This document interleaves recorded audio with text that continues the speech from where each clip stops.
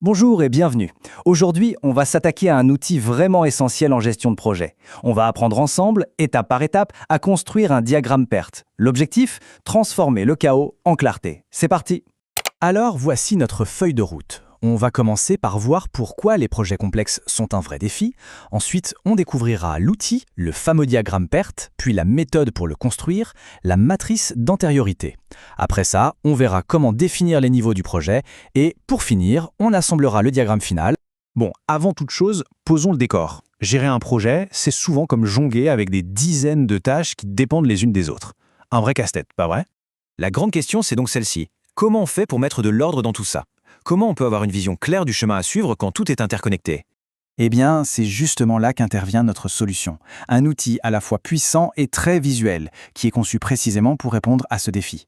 Le diagramme PERT, c'est un peu comme la carte routière de votre projet. Il montre toutes les étapes et surtout les liens entre elles. Pour le construire, on va utiliser une méthode bien spécifique, qu'on appelle la méthode potentiel tâche. Elle est super efficace, vous allez voir.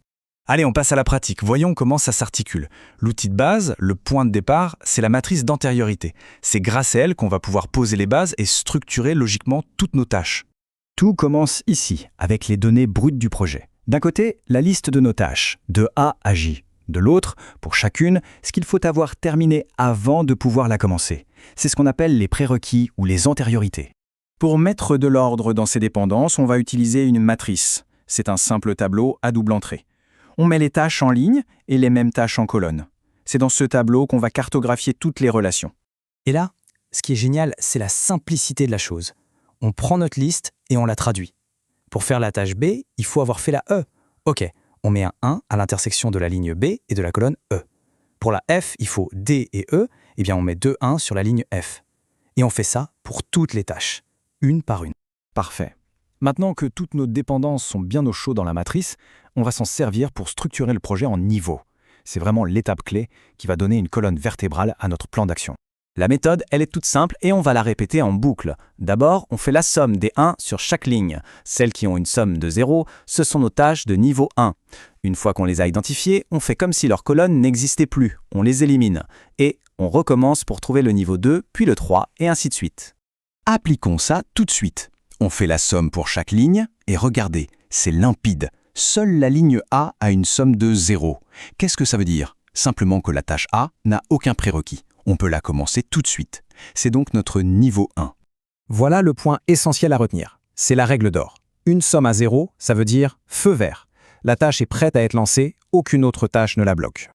Ok, la tâche A est classée niveau 1, on peut donc considérer qu'elle est faite. Pour la suite, on peut donc l'ignorer. On raye sa colonne, ce qui va libérer d'autres tâches. Et maintenant, on recommence exactement le même processus. On recalcule donc les sommes, mais sans tenir compte de la colonne A. Et là, qu'est-ce qu'on voit? Que les tâches D, E et J ont maintenant une somme de 0. Voilà, on a trouvé notre niveau 2. Et en répétant cette opération encore et encore, jusqu'à ce que toutes les tâches aient trouvé leur place, on obtient ce tableau récapitulatif. On y voit très clairement l'organisation du projet, niveau par niveau.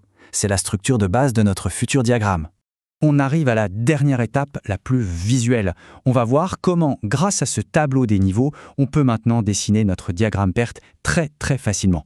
Le résultat qu'on va obtenir, ça porte un nom un peu technique, un graphe sagittal. Mais pas de panique, c'est juste le terme pour désigner la représentation visuelle qu'on va construire ensemble, pas à pas. Logiquement, on commence par un point de début. Le premier niveau, on l'a vu, ne contient qu'une seule tâche, la A. On la dessine donc juste après. Ensuite, le niveau 2. Notre matrice nous a dit que les tâches D, E et J dépendent toutes de A. On les place donc après A, ce qui montre bien qu'elles ne peuvent démarrer qu'une fois la tâche A terminée. On continue avec le niveau 3. On voit que les tâches B et C arrivent après la E.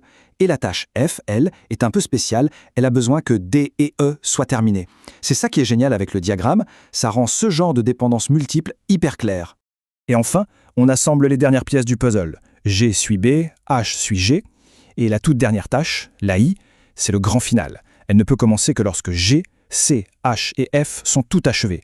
On relie tout ça à un point fin, et voilà, le flux complet du projet sous nos yeux. En résumé, ce qu'il faut vraiment retenir, c'est que cette méthode permet de passer d'une simple liste de tâches, qui peut être un peu confuse, à un vrai plan d'action visuel et logique. Ça clarifie toutes les dépendances, ça nous donne l'ordre des opérations, bref, ça simplifie énormément la planification. Et du coup, la question qu'on peut se poser maintenant, c'est, avec cette technique en main, quel est le projet, qu'il soit pro ou même perso, qui pourrait être totalement clarifié et mieux organisé grâce à ce super outil?